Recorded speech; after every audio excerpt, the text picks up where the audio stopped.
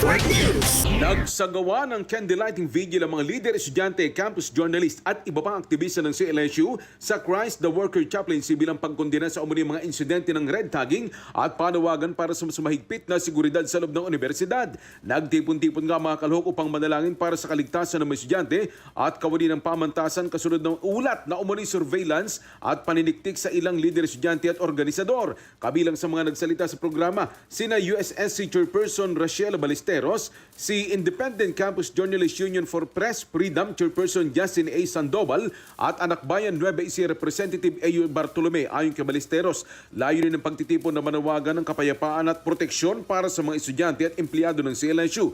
Nagpasalamat din siya sa mga dumalo at sa chaplaincy sa pakikisa sa kanilang panawagan para sa hustisya at seguridad. Samantala, binigyan din naman ni Bartolome ang usapin ng mga individual na umani sa pilitang nawawala at naranawagan ng hustisya para sa mga biktima ng mga paglabag sa karapatang pantao. Naranawagan din si Sandoval na itigil lang anumang anyo ng harassment laban sa mga estudyante, guro, lider at kawani ng universidad. Kasama mo sa Arimen Nueva Ecija, Radyo Manais Blanca, Tatak Arimen. RMN Network News.